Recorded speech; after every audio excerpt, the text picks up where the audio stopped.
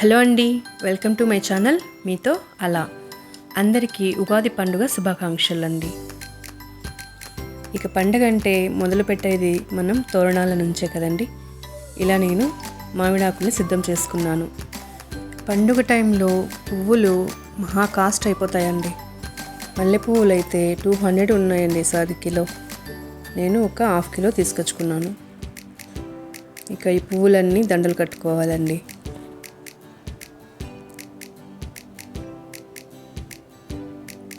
ఇలా బంతి పువ్వులను కూడా తీసుకొచ్చుకున్నాను. బంతి పువ్వులు కూడా చాలా బాగా మనకు ఫెస్టివల్ ఫీల్ ఇస్తాయండి. ఇల్లు మొత్తం మంచిగా దండలు కట్టి వేసామంటే చాలా బాగా ఉంటుంది. మనకి చూడ్డానికి కూడా చాలా అందంగా కూడా ఉంటుంది. ఒక పండగ ఫీలింగ్ అనేది మనకు ఈ పువ్వుల నుంచే వస్తుందండి. ఇలా నేను ఇంటికి మొత్తం పువ్వులన్నింటినీ అలంకరించుకున్నాను.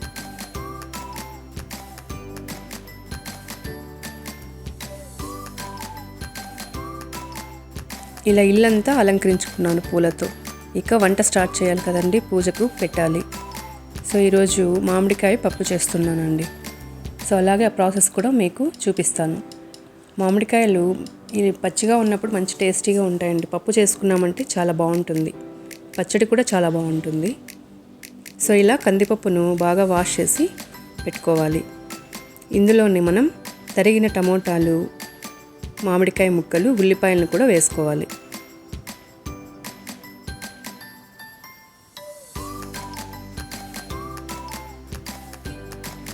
చాలా ఈజీ ప్రాసెస్లోనే ఇది అయిపోతుందండి. మామిడికాయ పప్పు చాలా టేస్టీగా కూడా ఉంటుంది.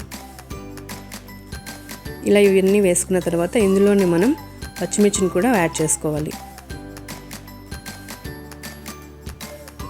ఈ సీజన్లో మామిడికాయ పప్పుని అసలు మిస్ అవ్వద్దండి, చాలా టేస్టీగా ఉంటుంది. మనకి ఈ సీజన్లోనే పచ్చి మామిడికాయ దొరుకుతుందండి. సో అందరూ ఈ పప్పుని ట్రై చేయండి, చాలా టేస్టీగా కూడా ఉంటుంది. ఇక ఇందులోనే కాస్త సాల్ట్ని కూడా యాడ్ చేసుకోవాలి, పసుపును కూడా యాడ్ చేసుకోవాలి, కాస్త కారం వేసుకోండి. ఇక ఇందులో దీనికి సరిపడా వాటర్ని యాడ్ చేసుకోవాలి. ఇలా దీనికి సరిపడా వాటర్ యాడ్ చేసుకుని మనము 3 to 4 విజిల్స్ పెట్టామంటే పప్పు రెడీ అయిపోతుందండి. ప్రాసెస్ 10 to 15 మినిట్స్లో అయిపోతుందండి, చాలా ఈజీ. సో ఇలా 3 to 4 విజిల్స్ వచ్చిన తర్వాత తీసేసుకోవాలి. ఇప్పుడు దీన్ని బాగా మెదుపుకోవాలండి.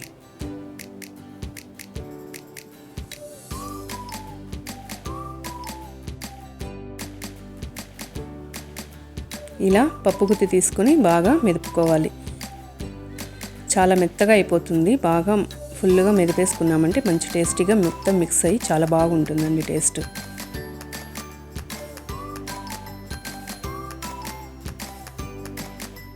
ఇక దీనికి పోపు వేసుకోవాలండి. ఇందుకు నెయ్యి కానీ ఆయిల్ కానీ ఏదైనా యూస్ చేసుకోవచ్చు. నేనైతే ఆయిల్ యూస్ చేస్తున్నాను. ఆయిల్ కాగాక అందులో ఆవాలు, కాస్త జీలకర్ర వేసుకోవాలి.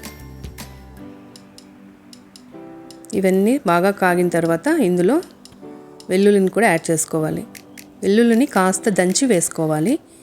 ఇక ఇందులోనే ఎండుమిర్చిని కూడా యాడ్ చేసుకోండి.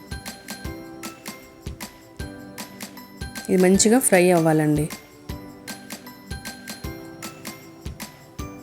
ఇవన్నీ ఫ్రై అయిన తర్వాత ఇప్పుడు ఇందులోనే పచ్చికరివేపాకును కూడా యాడ్ చేసుకోవాలి. పచ్చికరివేపాకు అయితే మంచి ఫ్లేవర్ ఇస్తుందండి పప్పుకి. సో పచ్చికరివేపాకుని యాడ్ చేయండి. ఇక ఇందులోనే లాస్ట్లో కాస్త ఇంగువని యాడ్ చేస్తున్నాను. దీనివల్ల పప్పుకి మంచి టేస్ట్ వస్తుందండి. సో మొత్తం ఇలా కలిపేసుకొని మనం దీన్ని పప్పులో యాడ్ చేసుకోవాలి. అసలు పోపు వేస్తూనే ఇల్లంతా మొత్తం పోపు వాసనే వస్తుందండి. అంత బాగా ఉంటుంది దీనికి పోపు. ఇదే ముఖ్యం. ఈ పప్పుకి పోపు అనేది మంచి టేస్ట్, ఫ్లేవరు అన్నీ వస్తుందండి దీంతోనే మనకి. సో దీన్ని కాస్త టైం స్పెండ్ చేసి పోపు అనేది వేసుకోవాలి. ఇంతే అండి, చాలా సింపుల్ మామిడికాయ పప్పు.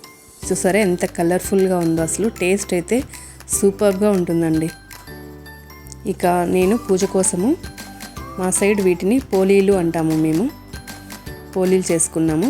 ఇంకా దీనికి వడలు ఇక పప్పు,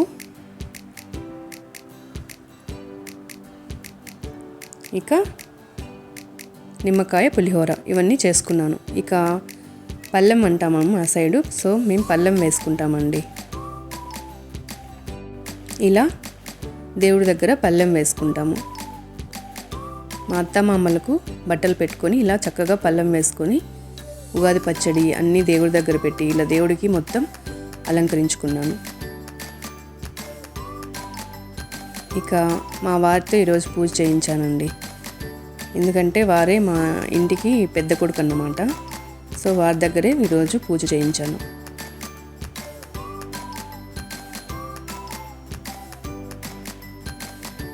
ఇక మా వారు ఇలా చక్కగా ఈరోజు పూజ చేశారు. ఇక నేను పిల్లలు వెళ్ళి చక్కగా దేవుడికి మొక్కుకున్నాము. ఇక ఇల్లంతా చక్కగా ఇలా ధూపం వేశానండి. ఇలా చేయడం వల్ల మనకు ఇల్లంతా మంచి పాజిటివ్ ఎనర్జీ వస్తుంది. సో ఫ్రైడేస్ ఇలా వేయడానికి ట్రై చేయండి, చాలా బాగుంటుందండి. సో ఇదండి ఈరోజు వీడియో. ఈ వీడియో మీకు నచ్చింది అనుకుంటున్నాను. ఈ వీడియో మీకు నచ్చినట్లయితే లైక్ చేయండి, షేర్ చేయండి, సబ్స్క్రైబ్ చేసి నన్ను సపోర్ట్ చేయండి. Thank you for watching.